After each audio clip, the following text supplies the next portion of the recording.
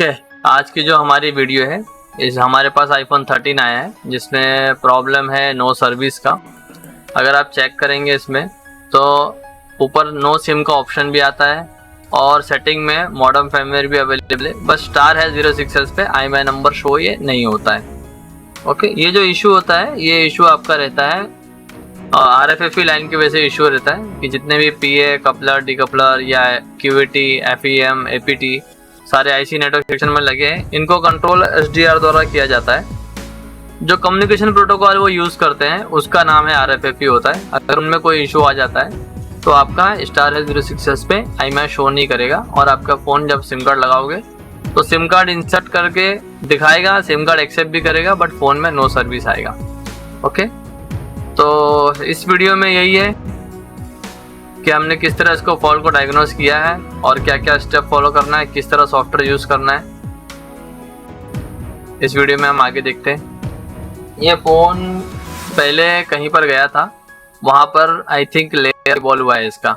Okay, इसके अलावा शायद बंदे ने कुछ नहीं किया है। हमको लेयर निकालना भी नहीं है, हमको इसी लेयर पे क्या करना, बिना लेयर निकाले ही हमको जितने भी RFFE की लाइन है हमारे PCB में सारे की सारे हम सॉफ्टवेयर के थ्रू स्कैन करेंगे 1 बाय 1 और चेक करेंगे कि किसी PA में प्रॉब्लम है नहीं प्रॉब्लम है। ओके, जिस किसी भाई को भी ये हार्डवेयर चाहिए आप मुझे मैसेज कर सकते हो। हार्डवेयर की जो कॉस्ट है 6000 है। ओके, आपको ये हार्डवेयर मिल जाएगा और इसके साथ में सॉफ्टवेयर भी मिल जाएगा। अगर आपके पास में ये इशू आती है, एंड्रॉयड में भी ये काम करता है, आईफोन में भी काम करता है, अगर आप में ये इशू आती है तो आप इनको यूज करके नेटवर्क का फॉल्ट आप रिपेयर कर सकते हो। ओके, जो हार्डवेयर है ये हमारी टीम आई डॉक्टर इनका है ये। ओके, RFFE लाइन में बेसिकली आपको 4 वायर जंपर करनी है। ओके, जो सबसे पहली वायर है ये आपकी है VIO 1.8। ओके, 1.8 आएगी। दूसरी जो वायर है इसमें क्लॉक आएगी। जो तीसरी वायर है वो डाटा की वायर आएगी और जो चौथी वायर है ये आपकी ग्राउंड की आएगी। एक्सटर्नल PCB को ऑन करने की आपको ज़रूरत जरा भी नहीं है इसमें। ओके, ना ही आपको DC सप्लाई से इसको 5 वोल्ट या 4 वोल्ट या बैटरी का कनेक्ट करना है या फ़ोन को पावर ऑन करना है, ऐसा कुछ करने की ज़रूरत नहीं है। आपको सिर्फ 4 जंपर लगाने हैं और आपको सॉफ्टवेयर के थ्रू स्कैन करना है।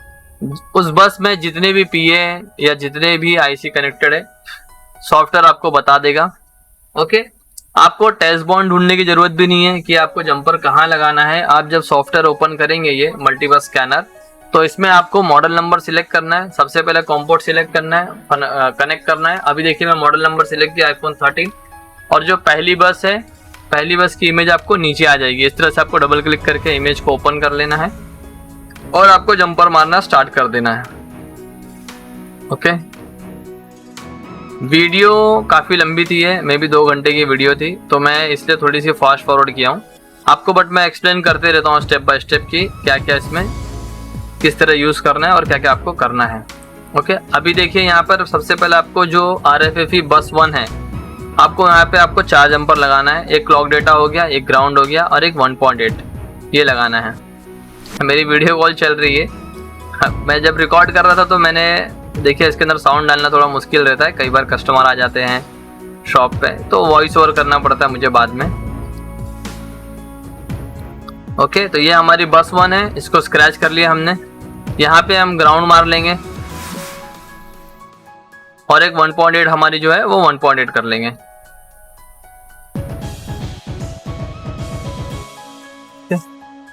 तो ये हमारी क्लॉक डेटा की 2 जंपर हमको क्लॉक डेटा पे लगाना है, एक हमको ग्राउंड पे लगाना है और एक जो हमारी है 1.8 लगाना है। फ़ोन को टर्न ऑन करने की ज़रूरत नहीं होती है ये स्कैनर के थ्रू। स्कैनर ऑटोमेटिकली आपको 1.8 या क्लॉक डाटा जो भी है स्कैनर के अंदर ही जो चिप लगी हुई है वो एज अ मास्टर का काम करेगी और RFFE स्कैनर यही करेगा कि वो खुद से सिग्नल भेजेगा IC को ये दिखाने के लिए कि एज अ मास्टर उसको सर्च कर रहा है या कमांड देने की कोशिश कर रहा है और रिप्लाई में जो PA लगे हैं रिप्लाई करेंगे उनको यस नो जो भी करेंगे उसके थ्रू सॉफ्टवेयर आपको डिटेक्ट करके दिखा देगा। यहाँ पे जो रेड कलर में दिख रहा है अगर ये ग्रीन में चेंज हो गया स्कैन करने के बाद में तो इसका मतलब वो IC आपकी ओके है। ओके, तो यहाँ से कॉम सिलेक्ट कर लेंगे। RF जो लिखा है इस ऑप्शन पे जाना है, फिर आपको ऑप्शन के जाने के बाद में आपको मॉडल नंबर सिलेक्ट करना है। सारे मॉडल है, आप मॉडल नंबर सिलेक्ट कर लो इसके अंदर, और आप उसके बाद में जो सेकंड नीचे ऑप्शन है इसमें बस सिलेक्ट करो। जैसे बस 1 में अभी इस बस में कितने 4 दिख रही है। अच्छा, कई बार आपको 2 बार स्कैन करना पड़ता है, जरूरी नहीं कि एक बार में रिजल्ट आए, तो कई बार आप 2 बार क्लिक कर लो। अब जैसे मैंने 2 बार दूसरे बार स्कैन किया तो देखिए सारे मेरे ग्रीन ग्रीन ग्रीन ग्रीन हो गए। ओके, 1 बाय 1 देखिए फाउंड फाउंड फाउंड फाउंड। इसका मतलब मेरा बस 1 ओके है। बस 1 में जितने भी 4 PA लगे हैं, चारों के चारों रिस्पॉन्स कर रहे हैं, इसका मतलब ये ओके हैं। अब मैं बस 2 पे जाऊंगा। बस 2 पे जाने के बाद में देखिए वहीं से नीचे से मैं बस 2 सिलेक्ट किया और मेरे को एक इमेज मिल गई। अगर मैं इमेज पर डबल क्लिक करूंगा तो ये इमेज जूम कर सकते हैं, और जूम करने के बाद में इस पे आपको वो 2 जंपर लगाने हैं। अब देखिए यहाँ पे मैंने 2 जंपर क्यों बोला, पहले मैं 4 जंपर बोला था, अभी 2 जंपर क्यों बोला, क्योंकि जो 1.8 है वो आपकी कॉमन रहेगी, ग्राउंड आपका कॉमन रहेगा। अब आप जितनी भी बस चेक करोगे, जैसे कि 2, 3, 4, 5, 6, 7, 8 जितनी भी बस है, तो आप इसमें सिर्फ क्लॉक डाटा को ही चेंज करना है। जो 1.8 है और ग्राउंड है उसको चेंज नहीं करना है। अब ये मैं 2 नंबर की बस को स्कैन करने जा रहा हूँ। 2 नंबर की बस को मैं स्कैन करूंगा और 2 नंबर पे जंपर करके क्लॉक डाटा और मैं स्कैन करूंगा। अब 2 नंबर पे जितने भी PA लगे हैं उनमें से देखेंगे कि वो फाइंड होते हैं कि नहीं होते हैं। ओके, दूसरा अभी चलिए स्कैनिंग चल रही है तो मैं आपको एक चीज़ और बता देता हूँ कि अभी मैं किसी का नाम नहीं ले सकता हूँ, हाँ, क्योंकि हर बंदे की अपनी अपनी अलग अलग मजबूरी रहती है, तो मैं किसी का नाम ना लेते हुए खाली इतना कह देता हूँ कि मुझे ना जाने कितने बंदों का मैसेज आया कि सर आपकी ऑनलाइन की जो फीस है ज़्यादा है, ओके, आप थोड़ी सी फीस पे कम कीजिए, थोड़ी सी फीस कम कीजिए। तो बहुत ज़्यादा रिक्वेस्ट आ गया। कई बंदे ने तो कमेंट में भी लिखा है कि सर ऑनलाइन की फ़ीस कम कर दीजिए, 60,000 जो फीस है आपकी ऑनलाइन की वो ज़्यादा है। ओके, तो इतनी सारी रिक्वेस्ट आने के बाद में कोई नहीं, मैंने अभी जो पेमेंट का ऐसा कुछ नहीं कि दिवाली डिस्काउंट चल रही है तो मैं आपको बोलूँगा कि दिवाली डिस्काउंट है, ऐसा दिवाली डिस्काउंट वगैरह कुछ भी नहीं है। जो है ये मैं जो आपको फ़ोटो दिख रही है बिग डिस्काउंट, ये क्या जो मेरे यूज़र हैं या जो स्टूडेंट है जो सीखना चाहते हैं उनकी रिक्वेस्ट आई है। अब मैं व्हाट्सएप पे उनका मैसेज आपके सामने पढ़ के भी नहीं बता सकता हूँ, अच्छा नहीं लगता है, जिस वजह से मैंने फ़ीस को अब ऑनलाइन की फ़ीस को मैंने कम कर दिया है। ऑनलाइन की फ़ीस आपकी रहेगी 40K, ओनली 40,000 रहेगी ऑनलाइन की फ़ीस। ऑफलाइन की जो फ़ीस है जो पहले थी 60,000, वो 60,000 ही फ़ीस रहेगी। ओके, बट ऑनलाइन वाले बंदों को एक और फैसिलिटी मैं दे रहा हूँ। वो फैसिलिटी क्या है कि ऑनलाइन में आपको भी पता है ऑनलाइन में प्रैक्टिकल थोड़ा पॉसिबल नहीं होता है। ओके, ऑनलाइन में प्रैक्टिकल मतलब मैं आपको करके दिखा सकता हूँ, लेकिन अगर आप करने बैठेंगे तो आपके अंदर जो मिस्टेक हो रही, जो गलतियाँ हो रही, मैं वहाँ पर नहीं रहूँगा कैच करने के लिए, क्योंकि कैमरे मेरे पास लगे हैं, आपके पास कैमरा नहीं लगे हैं। थोड़ा सा मैं यहाँ पे रुको, यहाँ पे मेरी बात को रोकता हूँ, क्योंकि स्कैनिंग में आप देखो मेरे को 3 नंबर में एक नीचे रेड कलर का मिला है। ओके, इसका मतलब 3 नंबर में एक हमारा U5G जो लिखा था वो हमारा स्कैन में फाइंड नहीं हुआ है। ओके, बस 1 में सारे PA ओके मिले हैं, बस 2 में जो 2 PA थे दोनों PA ओके मिले, बस 3 में हमारा जो लास्ट का था U5G वो हमारा स्कैन नहीं हुआ है। ओके, इसको हम ध्यान में रखेंगे। आगे जितनी बस बची है अब वो दूसरी बस को स्कैन करेंगे, मतलब 4 नंबर, 5 नंबर, 6 नंबर और जितनी बस है उसको स्कैन करेंगे। एक PA सिर्फ याद रखना है, U5G हमको नहीं मिला है। ओके, तो जो ऑनलाइन की हम बात कर रहे थे, ऑनलाइन में क्या करेंगे, ऑनलाइन की फीस 40,000 रखी हुई है।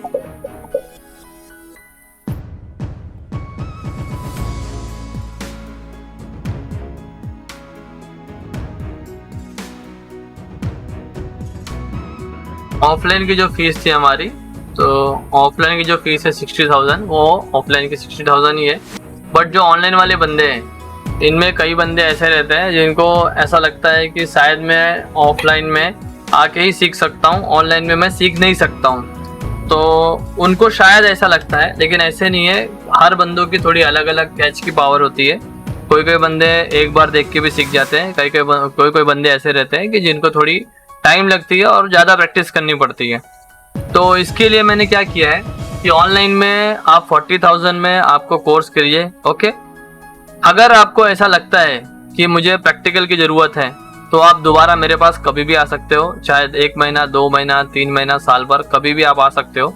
आपको जब आप यहाँ पर आएंगे तो थियरी का हिस्सा नहीं होगा उसमें, ओके, क्योंकि थियरी का हिस्सा मैं ऑनलाइन में आपको कवर कर दूंगा। एज ए प्रैक्टिकल मैं आपको पीसीबी वगैरह प्रोवाइड करूंगा, और जो भी आपको हार्ड डिस्क से रिलेटेड काम करना है, सीपीयू स्वैपिंग से रिलेटेड देखना है, या सीपीयू पे हाथ कर आपका प्रैक्टिस करना है, हैंड प्रैक्टिस करना है, जो भी करना है आप उसके लिए कर सकते हैं।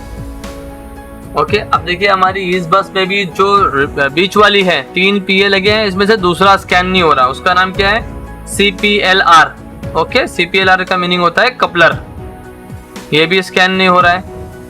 ओके, 3 से 4 बार मैंने स्कैन करके देख लिया। हमारे को 3 नंबर बस में U5G स्कैन नहीं हुआ था, और 7 नंबर बस में CPLR कपलर। कपलर कहाँ लगा है? ये भी आपका अपर पीसीबी में लगा है।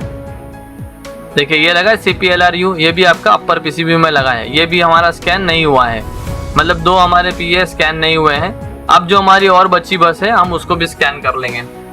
ओके, तो ऑनलाइन का जो कोर्स है वो आप कर लीजिए। उसके बाद में अगर आपको ऐसा लगता है कि मुझे प्रैक्टिस की ज़रूरत है, तो आप दोबारा 1 वीक के लिए आप आ सकते हो मेरे पास ऑफलाइन में भी। जिन बंदों को भी आना है वो बंदे आ सकते हैं, और अपना CPU का, हार्ड डिस्क का, लेयर का जो भी प्रैक्टिस करना है आपको प्रैक्टिस करके जा सकते हैं। उस टाइम पे आपको 20,000 पे करना पड़ेगा। अगर किसी बंदे को लगता है कि नहीं मुझे हैंड स्किल की ज़रूरत नहीं है, हैंड स्किल मेरी अच्छी है ऑनलाइन में भी, तो फिर वो सिर्फ ऑनलाइन का कोर्स कर ले जिसकी कीमत 40,000 होगी।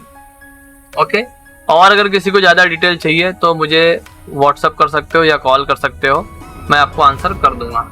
आप देखिए जो इसके बाद वाली बस है, ओके, 8 नंबर की बस है, वो बस को स्कैन करेंगे हम। देखिए 3 नंबर बस में हमको U5G नहीं मिला था, 7 नंबर बस में हमको कपलर नहीं मिला है। ओके, 2 हमारे को नहीं मिला है। और फिर जो हमारी बस बची है, लास्ट की बस बची है, 8 नंबर बस बची है। 8 नंबर बस को हमने स्कैन किया। ओके, तो उसमें सारा कुछ मिल गया हमको। वीडियो थोड़ी फास्ट है, इसके लिए आपको समझ में थोड़ा सा नहीं आएगा। ओके, अगर मैं वीडियो फास्ट फॉरवर्ड पे नहीं रखता तो कम से कम वीडियो ये 2 घंटे की बन जाती थी। तो कभी कभी कोई बंदे होते हैं कि उनको बोर लगने लगता है 2 घंटे की वीडियो देखते हुए। ओके, इसलिए मैंने थोड़ी सी फास्ट फॉरवर्ड किया है। इसमें मैंने सारी बस स्कैन कर चुका। जो 3 नंबर की बस में, उसमें फिर से मैं बता रहा हूँ U5G एक IC है, ये नहीं मिली है, और 7 नंबर बस में CPLR कपलर नहीं मिला है। तो अब हमारा नेक्स्ट स्टेप क्या है? हमको इतना पता चल गया, अब हम फिजिकली वेरीफाई करेंगे। अब हम लेयर को सेपरेट करेंगे और फिजिकली चेक करेंगे कि IC हमारी डैमेज है या ट्रैक ओपन है या रिंग का इशू है, क्या इशू है पता नहीं। अभी तक हमने लेयर को सेपरेट नहीं किया था, बिना सेपरेट किए हुए हम इसको चेक कर रहे थे। अच्छा, जो दोनों IC हमें नहीं डिटेक्ट हुई है वो दोनों की दोनों अपर पीसीबी में है। ओके, तो हम सेपरेट करते हैं और फिर चेक करते हैं।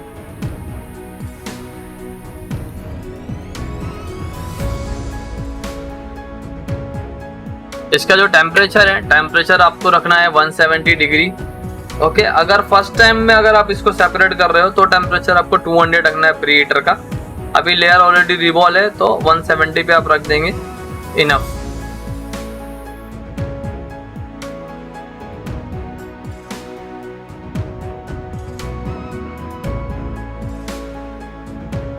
अभी डायग्राम में हम चेक करते हैं। सबसे पहला जो हमको डिटेक्ट नहीं हुआ था U5G, और जो दूसरा डिटेक्ट नहीं हुआ है हमारा वो कपलर।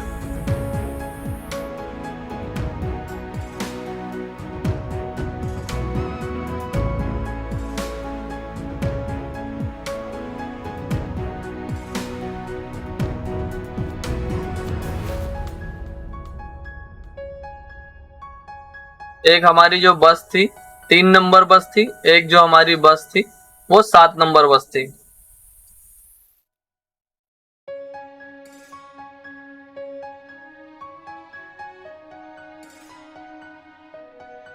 तो ये जो है हमारी 3 नंबर की बस है। तो हम यहाँ पर क्या करेंगे, एक बार इसकी लेयर की GR ले लेंगे। ओके, कि ट्रैक ओपन तो नहीं है। तो यहाँ पर तो ट्रैक प्रॉपर आ रही है। ओके, इसका मतलब मे बी रिंग का इशू नहीं है। अच्छा, यहाँ पर देखिए कपलर के बाजू में यहाँ पे लेयर प्रॉपर बनी नहीं है। ओके, तो ऐसा भी हो सकता है कि लेयर प्रॉपर नहीं ज्वाइंट हो तो भी ये इशू हो सकता है, क्योंकि ये जो अपर पीसीबी में जो पीए लगे हैं, U5G लगा है और कपलर लगा है, ये डिटेक्ट तो हो रहा है एसडीआर के थ्रू ही, इसका मतलब इसका कनेक्शन लोअर पीसीबी में जाना बहुत जरूरी है। एसडीआर लोअर पीसीबी में लगी हुई है और एसडीआर ही इनको आरएफएफई के थ्रू डिटेक्ट कर रही है।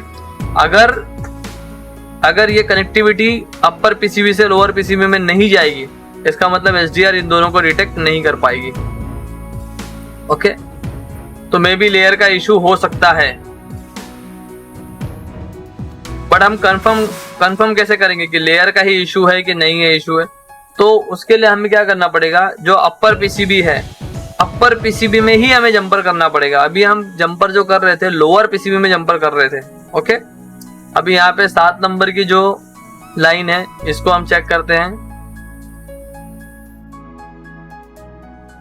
7 नंबर में 7 नंबर आरएफएफई,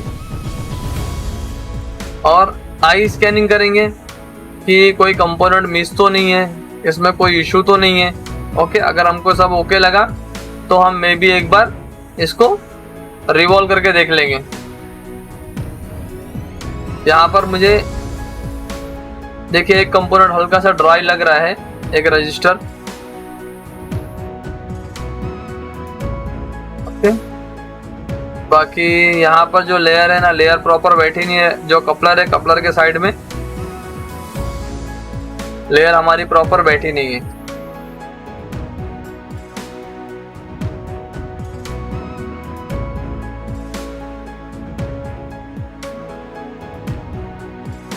इस लाइन में देखिए, इस लाइन में जो हमारी लेयर है ना, यहाँ से लेयर प्रॉपर बैठी नहीं है, तो मे बी लेयर का इश्यू हमारा हो सकता है इसमें।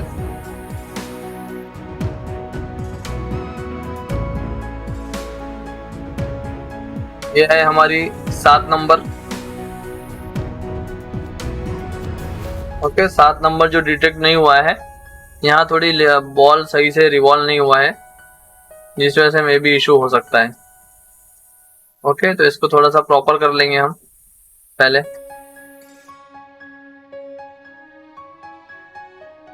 इसमें लेयर पे जब भी आप ये लगाओ, कोई पीपीडी यूज करो, तो पीपीडी आप 138 या 148 ही यूज करना है। दूसरी पीपीडी 183 यहाँ पे यूज नहीं करना है। रीजन ये है कि अगर आप 183 यूज कर लेंगे तो आपको मेल्टिंग पॉइंट का टेम्परेचर इसका बढ़ जाएगा और आपको प्री हीटर को थोड़ा और हाई टेम्परेचर पे लेके जाना पड़ेगा, और ज़्यादा हाई टेम्परेचर पे जाना अच्छी बात नहीं है, नहीं तो आपका सीपीयू वगैरह ड्राई शोल्डर हो सकता है। इसके लिए 138 या 148 ही पीपीडी आप यूज करो। तो इसको हल्का हल्का क्लीन कर लेंगे, जहाँ से ऐसा लग रहा नहीं है कि इसकी जो बॉल है प्रॉपर नहीं है, तो उसको थोड़ा थोड़ा क्लीन कर लेंगे।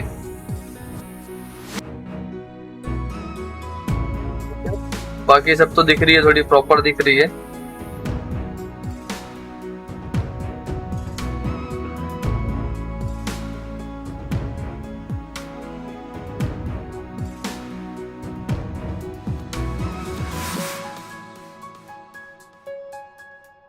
क्लास जो हमारी नेक्स्ट क्लास स्टार्ट होगी, ये हमारी 5 नवंबर से क्लास स्टार्ट होगी ऑनलाइन वाली। अगर किसी बंदे को ज्वाइन करना है तो आप मुझे मैसेज कर सकते हैं। फीस आपकी वही रहेगी, 40K रहेगी। ओके, अगर कोई बंदा ऑफलाइन में आना चाहता है तो उसके लिए फीस 60K है, और अगर कोई ऑनलाइन वाला बंदा ऑफलाइन में आना चाहता है तो वो भी आ सकता है, बस उसको 20,000 पे करना पड़ेगा। ओके, ऑनलाइन में पहला वो कर ले, ऑनलाइन में करने के बाद में अपना काम करे। अगर उसको कोई प्रॉब्लम आ रही है प्रैक्टिकल में तो वो विजिट कर सकता है 1 वीक के लिए। इसके अंदर जो भी उसको सीपीयू का काम करना है, लेयर का काम करना है, जो भी काम करना है वो काम वो कर सकता है। उसको एक्स्ट्रा ओनली 20K पे करना पड़ेगा।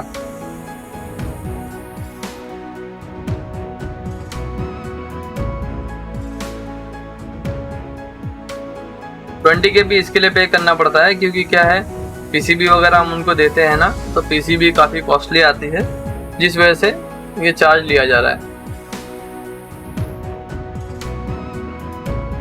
और दूसरी चीज़ है, अभी देखिए मैं लेयर ज्वाइन कर रहा हूँ। ओके, एक बार और फिर कंफर्म करेंगे कि हमारा IMEI नंबर आया कि नहीं स्टार एस पे। अगर नहीं आता है तो दूसरा प्रोसीजर क्या फॉलो करना है वो फॉलो करेंगे।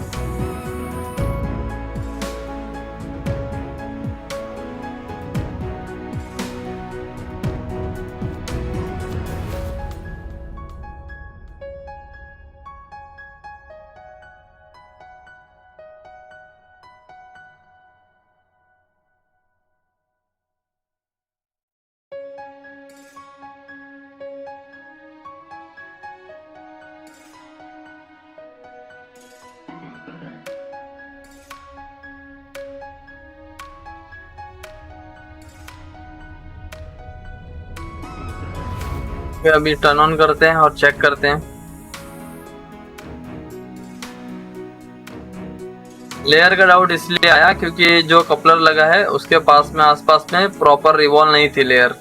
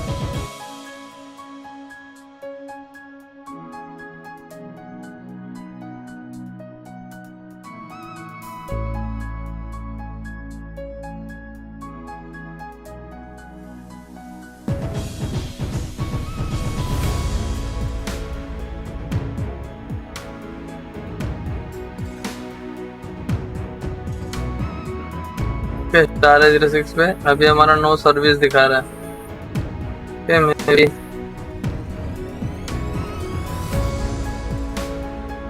बॉटम तो आ रहा है हमारा। स्टार एस पे आई में देखते आया कि नहीं आया, ये नहीं आया। ओके, स्टार एस पे आई में नहीं आ रहा, इसका मतलब हमारा लेयर तो देखिए अभी जहाँ से प्रॉब्लम लग रही थी वहाँ से हमने हल्के हल्के छोटे छोटे बॉल बना भी दिए और लेयर को ज्वाइंट कर दिया है, उसके बाद भी इशू नहीं आया। तो हमारा नेक्स्ट स्टेप अब क्या है, हम लेयर रिमूव करके टेस्टर पे चेक करेंगे। ओके, अगर लेयर में इशू रहेगा तो ये टेस्टर पे क्या होएगा, 100% हमारा IMEI नंबर शो हो जाना चाहिए। तो अब हम टेस्टर पे चेक करते हैं इसको।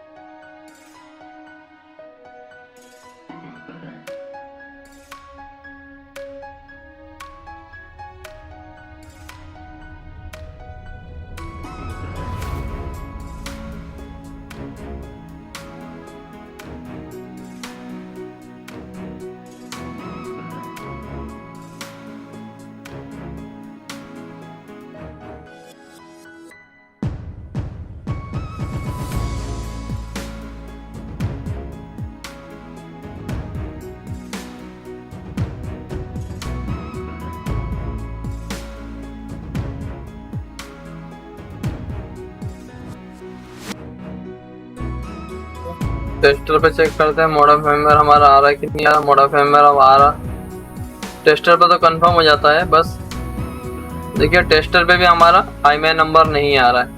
अब इसका मतलब तो ये है कि 100% अब हमारा PCB में लेयर से इशू नहीं है।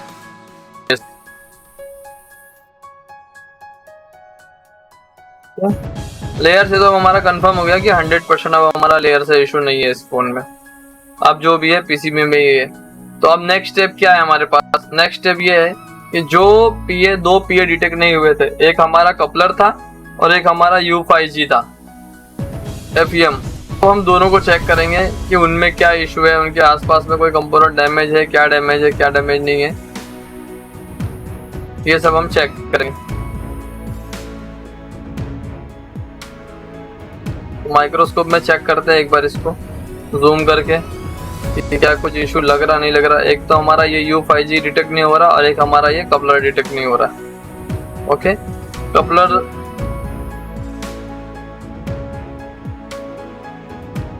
ये हमारा कपलर है और जो नीचे वाला था ये हमारा FEM है U5G।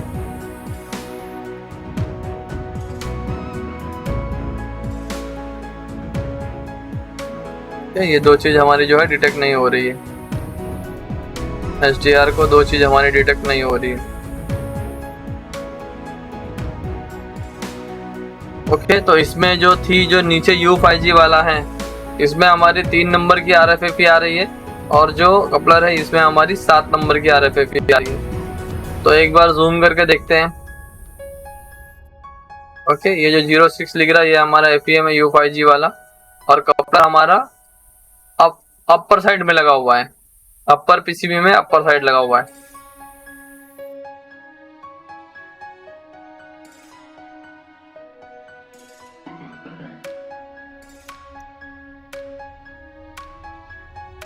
आई स्कैन करेंगे इसमें।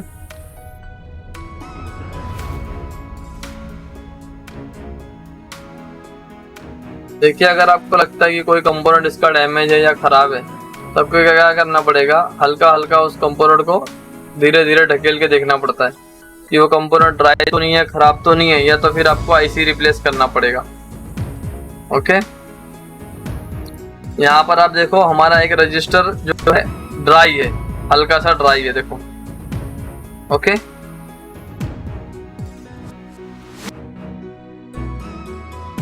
दूसरा, तीसरा, चौथा, पांचवा, इनमें से ड्राई नहीं है, हमारा सिर्फ एक रजिस्टर ड्राई लग रहा है। ओके, तो ये रजिस्टर हम क्या करेंगे, इसको दूसरा लगाएंगे पहला।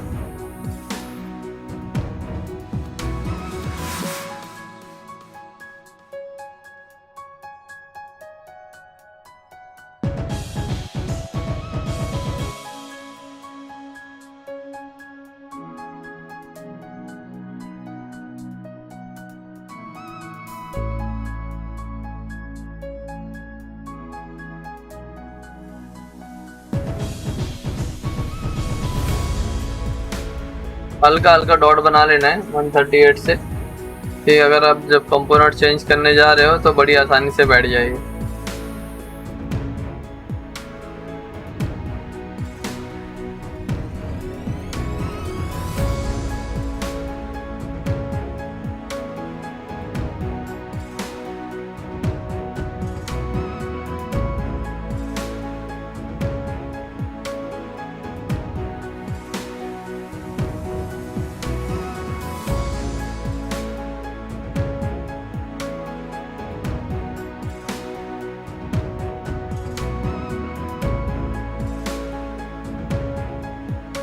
तो हम चेंज कर लेंगे पहले।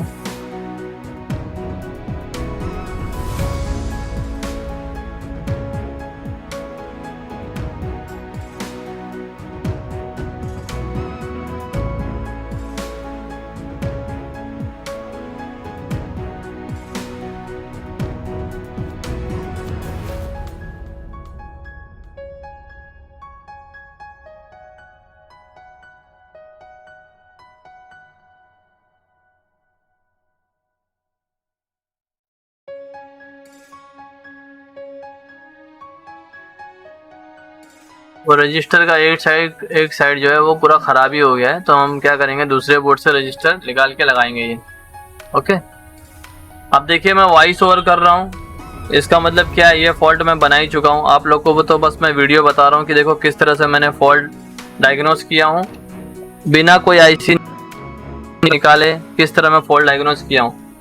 तो आप लोग को यही मैं बता देता हूँ कि ये जो रजिस्टर है, अगर आप रजिस्टर को डायग्राम में देखोगे तो ये रजिस्टर इस आईसी को 1.8 दे रहा है। आरएफएफई में जो 1.8 आ रही है, इस रजिस्टर के थ्रू ही 1.8 आ रही है। और ये रजिस्टर यहाँ से ड्राई था, ड्राई होने की वजह से क्या हो रहा है कि इस आईसी को जो ये आईपीएम लगी है U5G, इसको 1.8 नहीं मिल रही है। 1.8 नहीं मिल रही है तो जिस वजह से ये आईसी डिटेक्ट ही नहीं हो रही है।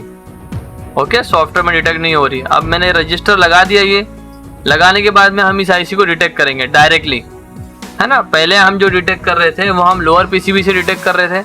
अब रजिस्टर लगाने के बाद में हम क्या करेंगे, इसको अपर पीसीबी ही डिटेक्ट करेंगे कि अपर पीसीबी से ये जो मैं लगाया हूँ 1.8 लगाया हूँ यहाँ पर जंपर, यही 1.8 है जो इस रजिस्टर के थ्रू इस आईसी को मिल रहा है, एफईएम को मिल रहा था।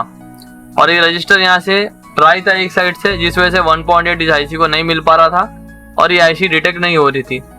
तो अब भले मैंने रजिस्टर लगा लिया, लेकिन मे बी आईसी के अंदर भी प्रॉब्लम हो, उसको कंफर्म कैसे करेंगे।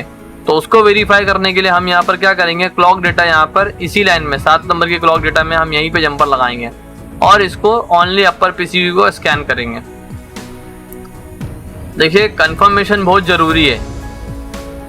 ओके, अगर आप किसी फॉल्ट को कंफर्म नहीं कर रहे हो, मान लो कि मुझे ऐसा लगा कि वो 1.8 का रजिस्टर है, फॉल्ट उसी से हो सकता है, ज़रूरी नहीं है उसी से हो सकता है। मे बी आईसी के अंदर इंटरनली कोई ट्रैक डैमेज हो, कोई पैड डैमेज हो, तो कैसे कंफर्म करेंगे?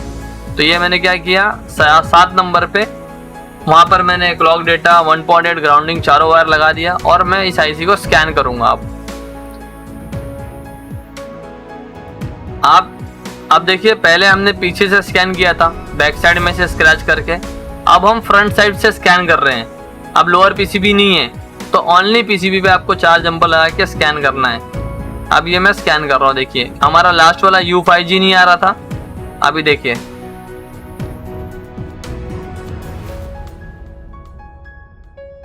ओके, एक पीए डिटेक्ट हुआ ये, और U5G हमारा देखिए डिटेक्ट हो गया है। ओके, दोबारा फिर से स्कैन करते हैं।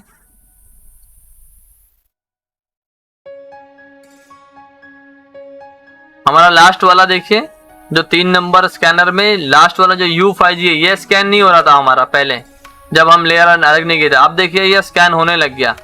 इसका मतलब अब ये कंफर्म हो रहा है कि 100% आपका उस रजिस्टर से ही फॉल्ट था। ओके, उस रजिस्टर से ही फॉल्ट था आपका। रजिस्टर चेंज हुआ है तो उसको 1.8 मिल गई और वो स्कैन हो गया।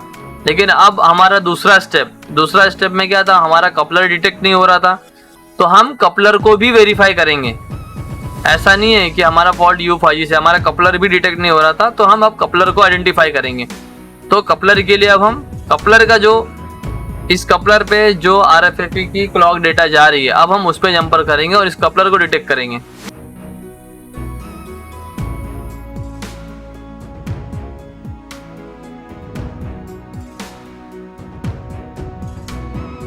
ओके, कपलर स्कैन करना हमारा बहुत जरूरी है। अब देखिए मैंने सिर्फ क्लॉक डेटा चेंज किया हूँ। हाँ, क्लॉक डेटा मैंने नीचे से ऊपर लगा दिया हूँ। 1.8 वही है और ग्राउंड वही है। आप देखो यहाँ पर डिटेक्ट नहीं हुआ कपलर। देखिए स्कैन कर रहा, देखो कोई भी पीए डिटेक्ट नहीं हो रहा है। हाँ, कोई भी क्यों नहीं डिटेक्ट हो रहा? इसमें देखिए लोअर पीसीबी में जो है 1.8 वो एक है, लेकिन अपर पीसी में 1.8 अलग अलग है। ओके, तो हमारे को 1.8 हमारी जो लगी है वो हमारी गलत जगह लगी है। अब हम 1.8 भी चेंज करेंगे।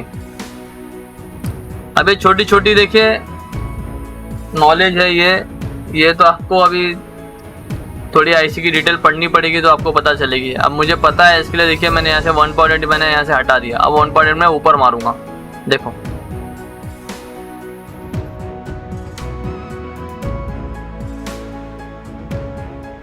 अभी देखिए हमारा कोई आईसी स्कैन नहीं हो रहा। 1.8 मैंने चेंज किया हूँ।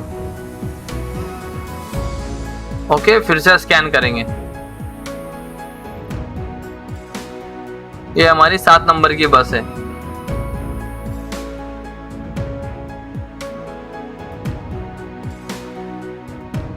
देखिए हमारा कपलर डिटेक्ट हो गया।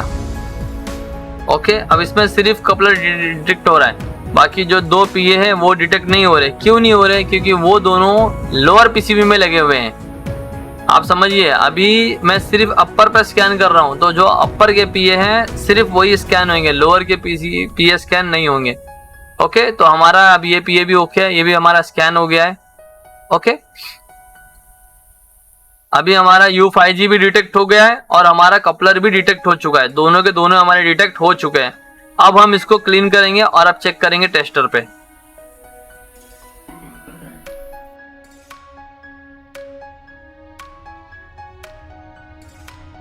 आप जब भी टेस्टर पे चेक करो तो ये जो पार्ट है ना, इसको आप क्लीन कर लिया करो, क्योंकि क्या आपकी टेस्टर की पिन है ना खराब हो जाएगी।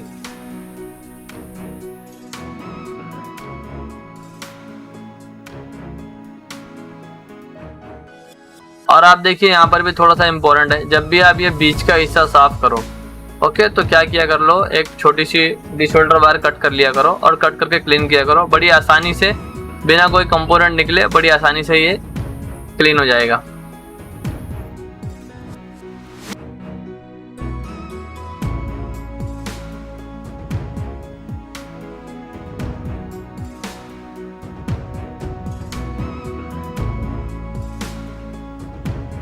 देखिए एकदम क्लीन हो गया मेरा।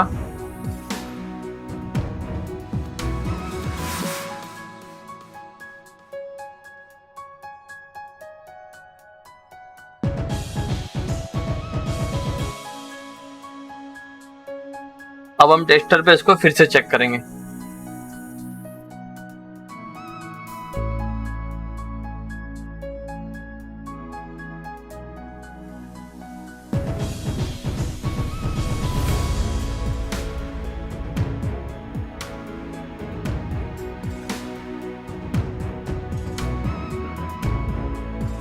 पहले हमारा 2 पीआई डिटेक्ट नहीं हो रहा था, अभी हमारा दोनों पीआई डिटेक्ट होने लग गया है। ओके, U5G में हमारा एक रजिस्टर का फॉल्ट था, हमने बस वो सिर्फ एक सिंगल रजिस्टर चेंज किया है। ओके, कोई ऐसी चेंज नहीं की है, आप चेक करेंगे।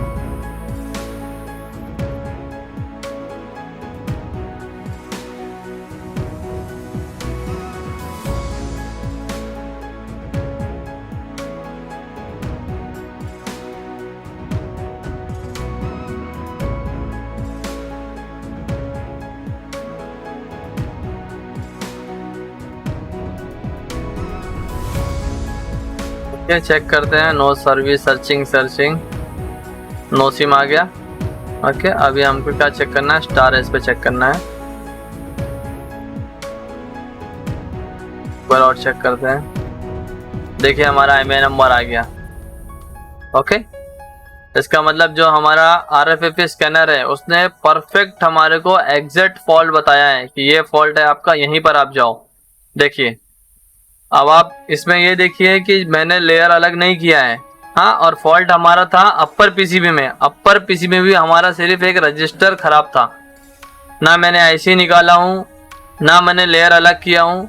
लेयर अलग तो मैंने स्कैनिंग के बाद किया हूँ, स्कैनिंग के पहले मैंने लेयर अलग नहीं किया हूँ। अब देखिए, भले ही आपको ये वीडियो बहुत आसान लगती हो जो मैं अपलोड कर रहा हूँ, क्योंकि अभी फॉल्ट बन गया आपके सामने, मैंने फॉल्ट बता दिया क्या फॉल्ट था, किस तरह से डायग्नोज किया। ओके, ये वीडियो फास्ट फॉरवर्ड में है, ये इतना स्कैन करने में मुझे 1 घंटा लग गया था। ओके, दूसरी चीज, मान लीजिए अगर ये आपके पास फॉल्ट आ जाता, अगर बंदा इस तरह से डायग्नोज ना करे इसको, वो 10 लोअर पीसीबी चेंज कर ले, उसका नेटवर्क आने वाला नहीं है। ओके, चाहे वो 10 की 10 या 20 की 20 लोअर पीसीबी स्वैप कर ले, बट इस कंडीशन में नेटवर्क आने वाला नहीं है। क्यों? क्योंकि नेटवर्क जरूरी नहीं है लोअर पीसीबी से ही हर बार आपका नेटवर्क का फॉल्ट सॉल्व हो जाए। आपके सामने ये देखिए वीडियो वाकई में बड़ी इंपॉर्टेंट वीडियो है, इसलिए मैं अपलोड कर रहा हूँ। देखिए, अगर कोई बंदा लेयर बना ले तो भी उसका फॉल्ट सॉल्व नहीं होगा। अगर कोई बंदा लोअर पीसीबी स्वैप भी कर दे, इवन 2, 3 टाइम 5 टाइम स्वैप कर दे, उसके बाद में भी उसका फॉल्ट सॉल्व नहीं होगा। फॉल्ट हमारा कैसा डायग्नोज हुआ, हमने RFID स्कैनर से सारे बस स्कैन करे, 2 पी हमारे को नहीं मिले।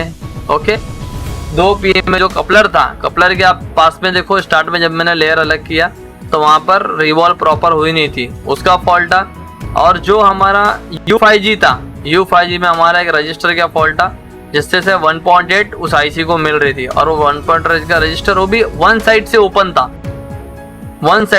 था। ओके, तो इस तरह से हमने डायग्नोज किया इसको और बनाया। अब आगे क्या करते हैं, इसी को लेयर रिवॉल्व करते हैं, क्योंकि देखिए यहाँ पर भी एक थोड़ी सी अलग चीज है कि मैं देखा हूँ, कई बंदे को देखा हूँ, हाँ, और दूसरे बंदे की क्या बात करना, मैं मेरी बात भी कर लेता हूँ। जब मैं भी आईफोन इतने लेवल पे नहीं करता था तो मुझे भी लेयर रिवॉल्व करने को 2 से 3 दिन लग जाते थे, कभी कभी 1 दिन लग जाते थे, कभी कभी 2 घंटे, कभी 5 घंटे, कभी 3 घंटे लेयर रिवॉल्व करने के लिए इतना टाइम चले जाता था। क्यों? उस टाइम पे एक्सपीरियंस नहीं था, नॉलेज नहीं था, आज से 4 साल 5 साल पहले नॉलेज नहीं था। ओके, तो अभी भी आज भी मैंने देखा हूँ कि कितने बंदे हैं जो फॉल्ट फाइंडिंग कर लेते हैं, फॉल्ट फाइंडिंग कर लेंगे। एंड्रॉइड के भी इवन बहुत सारे बंदे हैं जिनको पता है कि उन्होंने वीबैट पे कोई वोल्टेज इंजेक्ट किया और DC एम्पियर पे हाई, DC सप्लाई पे हाई करंट फ्लो होने लग गया, तो उनको इतना पता चल जाता है कि शॉर्टिंग है। अब वो लेयर अलग कर लेते हैं, कैपेसिटर भी उनको रोजिन मार के कैपेसिटर भी रिमूव कर देते हैं, या अगर कोई IC खराब है तो IC भी वो क्या करते हैं, रिप्लेस कर देते हैं। बट जब लेयर करने जाते हैं ना, तो लेयर करने में PCB कभी डेड कर देते हैं, कभी CPU आपका लो बूटिंग पे चले जाता है, PCB लो बूटिंग पे चले जाता है, कभी लेयर जैसी की बिठाते हैं वहाँ पे ग्राउंड शॉर्ट हो जाती है, कभी लेयर बिठाने के बाद में साउंड बंद हो जाती है। कभी लेयर बिठाने के बाद टच बंद हो जाती है, कभी मॉडम फ्रेम में रुड़ जाता है, कभी चार्ज नहीं होता है। ऐसी लेयर में बहुत सारी अलग अलग बहुत इशू आते हैं। ओके, तो लेयर निकालना और लेयर अच्छे से बिठाना बिना पीसीबी डेड किए, पीसीबी बिना खराब किए, ये भी एक अच्छी ट्रिक है। ओके, इसीलिए मैं इस वीडियो को कंटिन्यू कर रहा हूँ कि हमने फॉल्ट तो फाइंड कर लिया, लेकिन अब लेयर किस तरह से बिठाना है, किस तरह से करना है, वो भी इस वीडियो में है। ओके, तो अभी हम क्या कर रहे हैं, 148 ले रहे हैं और हम इसको पीपीडी अप्लाई करेंगे। इसको लेयर मैंने देखा हूँ अक्सर कई बंदे लेयर में भी अटकते हैं। हाँ, सबकी बात नहीं कर रहा हूँ, लेकिन जो नए बंदे बिगिनर्स हैं वो लेयर में बहुत फंस जाते हैं। ओके, तो सिंपल तरीका क्या है, देखिए कॉलनी की आपको स्टेंसिल आती है लेयर रिवॉल्विंग के लिए। ओके, मैग्नेटिक स्टेंसिल जिसको कहते हैं, आप ये ले लीजिए। लेने के बाद में आप इस पे पीपीडी अप्लाई कीजिए। ओके, अभी मैं पीपीडी अप्लाई करूंगा इस पे। पीपीडी मैं रिकमेंड करूंगा आप 148 यूज कीजिए। 30 कोई बहुत अच्छी कंपनी का मिल रहा है तो वो देखो, अदरवाइज मेरा खुद का ओपिनियन तो 148 पे ही है। ओके, तो ये अब हम लेयर अप्लाई कर रहे हैं। देखिए हमारा आधा फॉल्ट सॉल्व हुआ है, आधा मीन्स टेस्टर पे IMEI नंबर आ गया है। लेकिन अगर पीसीबी लेयर जोड़ने में भी इशू आ जाती है, कुछ इशू आ जाती है या कुछ और प्रॉब्लम हो जाता है, तो भी हमारे को फंसना ही पड़ेगा। ओके, इसीलिए हम ये लेयर को भी आगे करके पूरा ही रिपेयर कर रहे हैं। पीपीडी जब भी आप अप्लाई करो, पीपीडी एकदम स्मॉल, मतलब प्रेस करके मत अप्लाई करो। अगर आपकी हाथ का प्रेशर बहुत ज़्यादा रहेगा पीपीडी अप्लाई करते टाइम पे, तो क्या होएगा, उस जगह पे पीपीडी ज़्यादा फील हो जाएगी। तो देखिए अभी हम ह्यूमन है, रोबोटिक मशीन नहीं है, तो मे भी कभी हमारे हाथ में डिसबैलेंस हो सकता है, कहीं पे पीपीडी ज़्यादा फील हो जाए, कहीं पे पीपीडी कम फील हो जाए स्टार्ट पे। ओके, एक बार आपका माइंड सेट हो जाएगा तो ये इशू आपको नहीं आएगी। आपको माइंड में पता जाएगी कि मुझे इतना ही प्रेशर देना है, इतना ही पीपीडी को ड्राई करना है, ये सारे चीज कॉन्सेप्ट आपको क्लियर हो जाएगा। अभी जो बिगनर्स में आप स्टार्ट कर रहे हो, तो मे भी आपके जो आप इसको रिवॉल्व करना चाहो तो कहीं के बॉल बड़े, कहीं के बॉल छोटे हो जाएंगे। लेकिन उसका रीजन क्या है, वो रीजन ही मैं आपको एक्सप्लेन कर रहा हूँ। रीजन ये है कि कभी आपके हाथ का प्रेशर ज्यादा हो गया, पीपीडी ज्यादा फील हो गई, तो वहां के बॉल बड़े बन जाएंगे, और कहीं आपका प्रेशर लो हुआ, पीपीडी कम फील हुई, तो वहां पर छोटे बॉल बनेंगे। तो आप माइंड में ये रखिए कि मुझे प्रेस नहीं करना है, मतलब जो मैं पीपीडी लगा रहा हूँ मुझे ताकत लगा के पीपीडी को फील नहीं करना, वहां पे एकदम लाइट हाथों से पीपीडी को फील करना है। ओके, अगर आप इस तरह से करेंगे तो आपके ये जो रिवॉल्व बॉल है वो कभी जल्दी खराब नहीं होंगे, एक लेवल के बॉल बनेंगे। देखिए आपके सामने ही मैं बना रहा हूँ।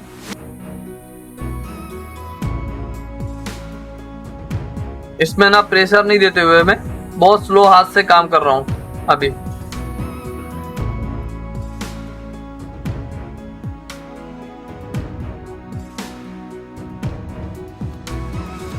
ये हमारी पीपीडी फील हो गई है। अब हमको क्या करना है, थोड़ा सा पेट्रोल, थिनर या फॉल्कन कुछ भी रहेगा ना, हल्का सा कपड़ा में गीला करके आप उसके ऊपर मार लो। इवन अगर खाली कपड़ा भी मारोगे तो भी कोई इशू नहीं है। ये क्या है, एक्स्ट्रा पीपीडी क्लीन करने के लिए है बस। ये एक्स्ट्रा पीपीडी क्लीन हो गई।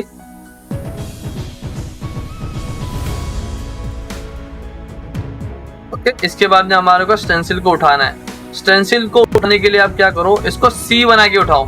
देखिए मैं स्टेंसिल जब उठाऊंगा तो उसको सी करूंगा, मतलब टर्न करूंगा। देखो इस तरह से, आप इस तरह से आपको इसको हटाना है। ओके, थोड़ा सा सी बना के आपको हटाना है। हम माइक्रोस्कोप में देखते हैं। ओके, और हीट करेंगे। कई बार क्या होता है कि जो आपकी बॉल जो है, ये पीपीडी है, ये स्टेंसिल में रह जाती है, थोड़ी बहुत स्टेंसिल में रह जाती है, तो कोई इशू नहीं है। अगर मान लीजिए थोड़ी बहुत स्टेंसिल में रह भी गई तो आप क्या करो, उसी स्टेंसिल को दोबारा रखो, दोबारा फिलअप करो और दोबारा उठा लो। ओके, 2 बार बना लेंगे, कोई नहीं, आपका टाइम वेस्ट नहीं हो रहा है। ऐसा नहीं हो रहा है कि आपको दोबारा अगर करने जाओगे तो आपको 1 घंटा लग जाएगा। जब अभी मेरा 5 मिनट में हो जा रहा है तो दोबारा भी मेरा 5 मिनट में ही हो जाएगा, तो कोई इशू नहीं है। ये है कि आपको रिपीट काम नहीं करना पड़ेगा।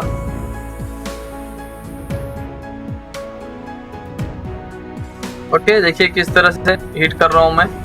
यहाँ पे जो टेम्परेचर मैं यूज कर रहा हूँ 400 डिग्री है, इसीलिए इतना स्पीड में ये गर्म हो रहा है, मेल्ट हो रहा है, सॉरी।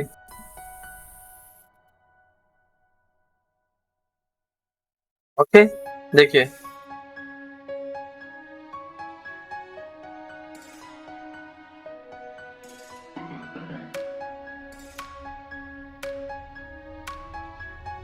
यहाँ पे जो दो एनसी लग रहे हैं वो जाली में ही नहीं है, वो एनसी ही है, वो उसकी हमको जरूरत नहीं है।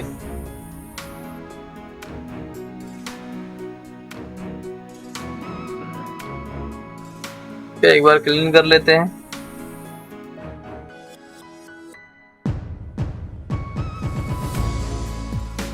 देखिए लेयर बनाना भी कोई बड़ी बात नहीं है, अगर आपको तरीका ट्रिक पता है तो।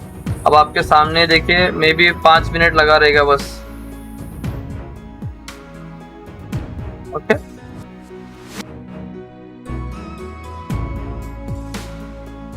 अब हमको इसको ज्वाइन करना है। ज्वाइन करने के लिए हम प्रीहीटर यूज करेंगे।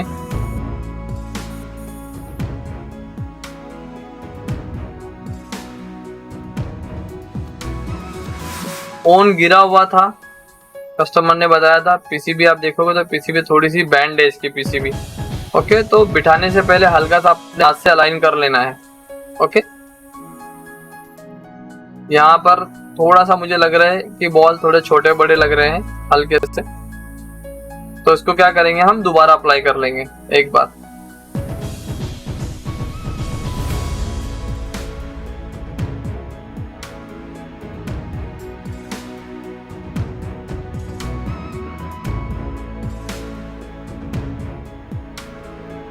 देखिए दोबारा अगर मैं बना रहा हूँ, हाँ ऑलरेडी मेरे ओके हैं, लेकिन क्या है, जो पीसीबी है, पीसीबी हमारी बैंड है, फोन गिरा हुआ है, पीसीबी बैंड है, तो इसके लिए जो इसकी थिकनेस है, जो ये बॉल है, इसकी थिकनेस हमको थोड़ी बड़ी चाहिए कि आसानी से बैठ जाइए। इसलिए मैं थोड़ी सी बॉल इसकी और बड़ी बना रहा हूँ। दोबारा आपको क्लीन नहीं करना है, ओके, आपको उसी पे अप्लाई करना है पीपीडी बस।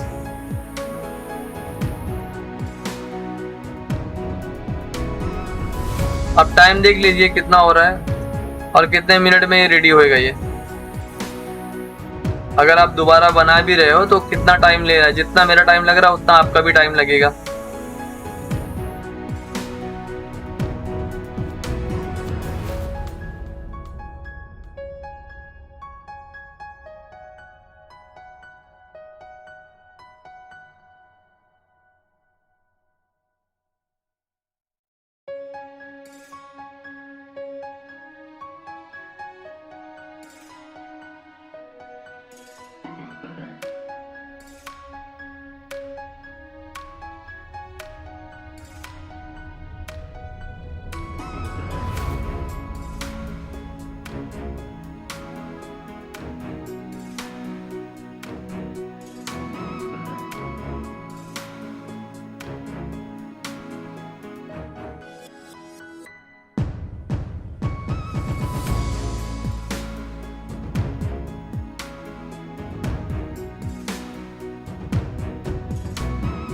बस अप्लाई करते टाइम पे एक ही चीज की ध्यान देनी है आपको कि जो हाथ का प्रेशर है उसको एक इक्वल प्रेशर रखना है, ज्यादा प्रेशर से नहीं लगाना है कि खड्डे में ज्यादा पिपड़ी ना फिलअप हो जाए, जिससे बॉल कहीं बड़े छोटे बन जाए। ये हमारा हो गया।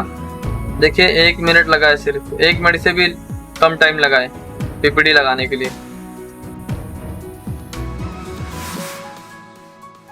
ओके, अब उसी तरीके से हम इसको उठा लेंगे। एक्स्ट्रा शोल्डर अगर कहीं पर है, एक्स्ट्रा पीपीडी, तो उसको रिमूव कर लेना है।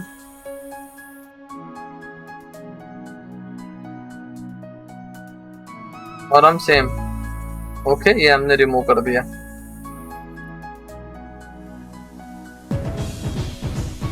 अब हम इसको हिट करेंगे सेम।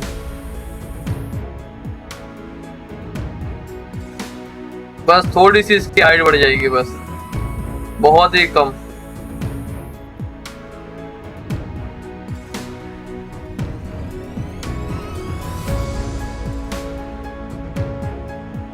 देखिए कितने स्पीड में बन रहा है। अभी 1.5 से 2 मिनट हुए हैं सिर्फ, दोबारा जब मैं बनाने गया इसको।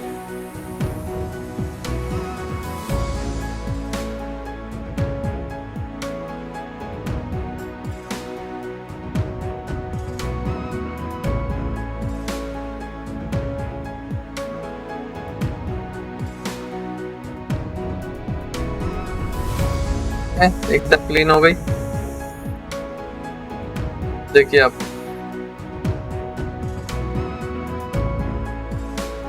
कितना अच्छा व्यू है।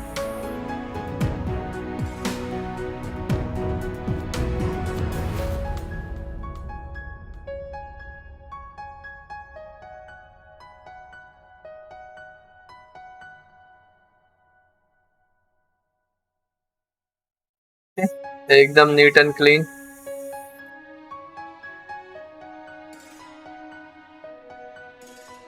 मान लीजिए आपको 10 मिनट लग जाएंगे तो भी कोई इश्यू नहीं है।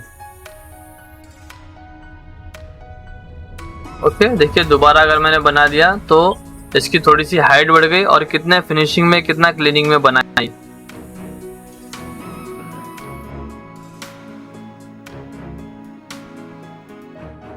ओके, और टाइम भी देखिए इसमें, टाइम कितना कम टाइम लगा हुआ है। अब हम क्या करेंगे, फ्लक्स अप्लाई कर लेंगे इसको, क्योंकि हमको लेयर ज्वाइन करना है ना, तो पहले ही फ्लक्स अप्लाई कर लेंगे इसके ऊपर।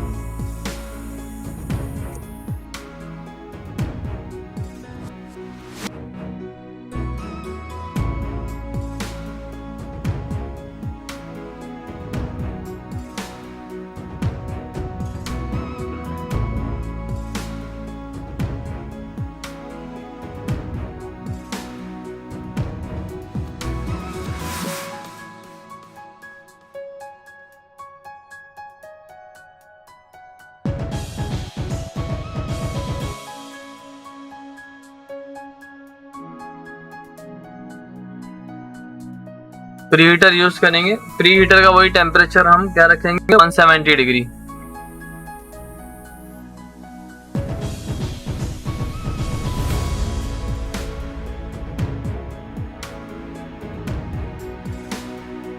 ओके, यहाँ पे आपको कोई अलाइनमेंट की जरूरत नहीं है, ये प्री हीटर ऑटो अलाइनमेंट हो जाता है। बस आपको प्री हीटर को ऑन कर देना है, ये ऑटो ही अलाइन हो जाएगा।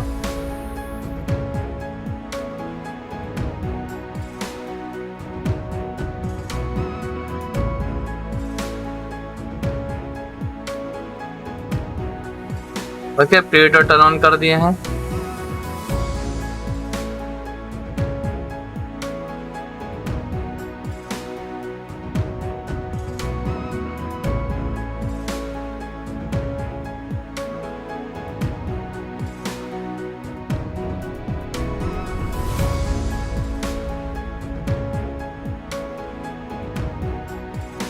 जब तक का हमारा प्री हीटर हीट हो रहा है, जब तक हम इसको स्टेंसिल क्लीन करके साइड में रख लेते हैं। और प्री हीटर पे से आपका ध्यान हटना नहीं चाहिए। 170 पे जैसे कि प्री हीटर चले जाएगा तो अब उस टाइम पे आपका लेयर ज्वाइंट हो जाता है। तो आपको प्री हीटर पे पीसीबी रख के छोड़ना नहीं है, भूल नहीं जाना है। अगर भूल जाएंगे तो मे बी आपका पीसीबी डैमेज हो सकता है, तो उसको ध्यान रखना है। जैसे कि आपका 170 डिग्री टेम्परेचर पहुंचता है, आपको प्री हीटर को बंद कर देना है चेक करके। ओके,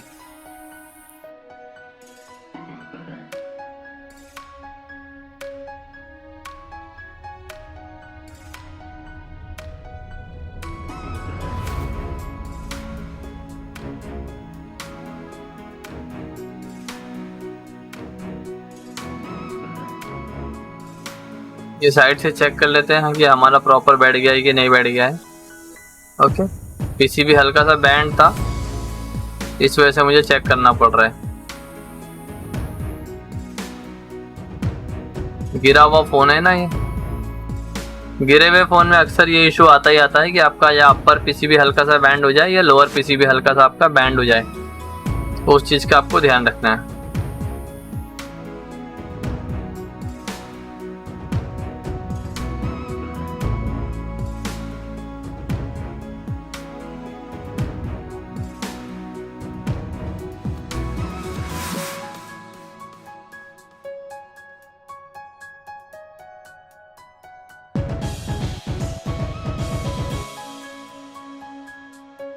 ओके, अभी हम इसको थोड़ा सा ठंडा कर लेते हैं।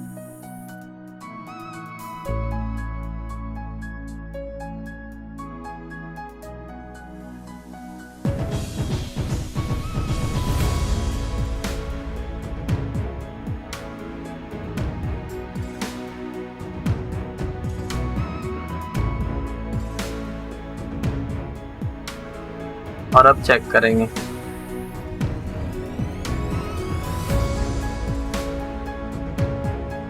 टेबल आप हमेशा थोड़ा सा क्लीन रखो, क्योंकि कभी कभी पीपीडी टेबल पे गिर जाती है ना, तो वो पीसीबी में आपके कहाँ चिपकेगी और आप कब हिट करोगे और उसमें प्रॉब्लम आ जाएगा, आपको पता नहीं चलेगा। एक बार हमने सिर्फ वी बैट पे शॉर्टिंग चेक कर ली कि शॉर्टिंग वगैरह नहीं है। अब हम चेक करते हैं पीसीबी। टेस्टर पे तो हमारा IMEI नंबर आ गया था। ओके, हमने लेयर भी बना दिया और अब चेक करते हैं।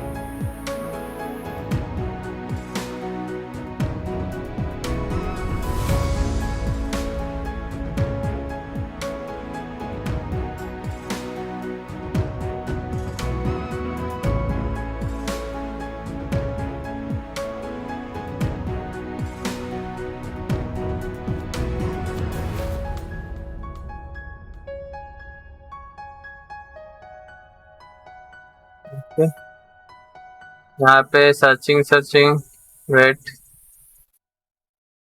No service. ओके, देखिए हमारा IMEI नंबर फिर से नहीं आ रहा है। ओके, अभी टेस्टर पे हमारा IMEI नंबर आ गया था। यहाँ पे मॉडम फर्मवेयर भी आ रही है और हमारा IMEI नंबर यहाँ पर नहीं आ रहा। ओके, अब यहाँ पर पैनिक होने की जरूरत नहीं है। आपको लगेगा कि नहीं फिर से रजिस्टर का फॉल्ट आ गया है, ये फॉल्ट आ गया, ऐसा नहीं रहता है। ये मैंने आपको स्टार्ट में बोला कि फ़ोन ये गिरा हुआ फ़ोन था, तो पीसीबी इसकी हल्की सी बैंड थी, इसलिए हमने लेयर को 2 बार रिवॉल्व किया। तो कई बार क्या होता है, लेयर प्रॉपर बैठता नहीं है, उसके बाद में भी इशू आता है। ये स्टार एस पे IMEI नंबर नहीं आएगा, तो हम क्या करेंगे, माइक्रोस्कोप में जूम करके देखेंगे कि लेयर हमारी कहीं से प्रॉपर बैठी है नहीं बैठी है। देखो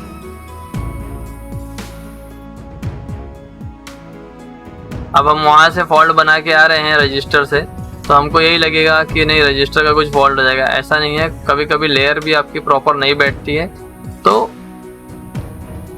नीचे रिंग से कनेक्ट नहीं होता। अब इसका प्रोसीजर क्या है, देखिए यहाँ से मुझे नहीं लग रही लेयर थोड़ी प्रॉपर नहीं बैठी है, तो मैं इसको मैनुअली बिठाऊंगा। ओके, मैनुअली मतलब मैनुअली इसको हिट करेंगे हल्का सा और ट्विजर से हल्का सा प्रेस करेंगे इसको। देखिए ये बैठ गई लेयर हमारी।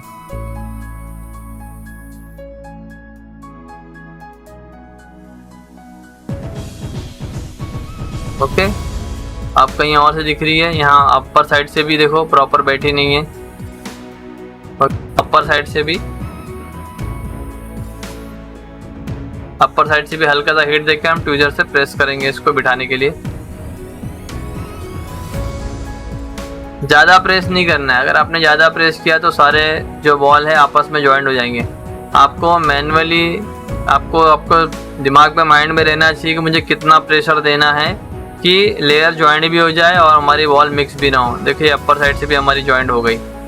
ओके, बाकी चारों साइड और देख लेंगे हम, कहीं पर लग रही तो।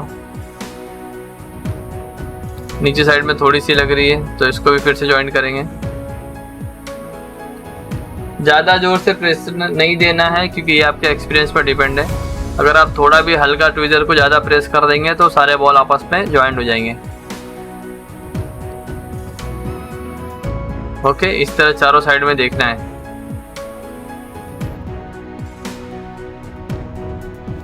ओके, ये हमारी हो गई ज्वाइंट।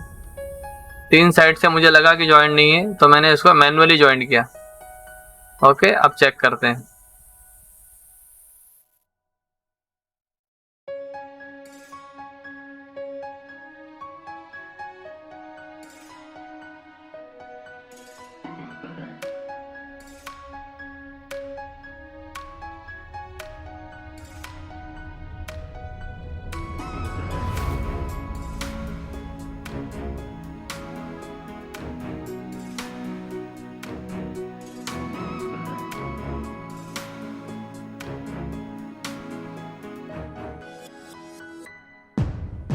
ओके, नो सिम आ गया हमारा, सर्चिंग आ रहा था, स्टार एस पे हमारा देखिए।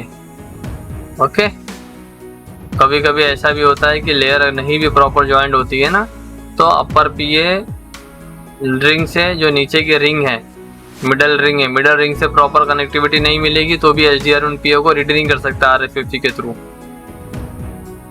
रजिस्टर तो हमारा डैमेज ही था क्योंकि स्कैनिंग में दिखा रहा था, लेकिन अभी देखिए हमारा लेयर का भी इशू था।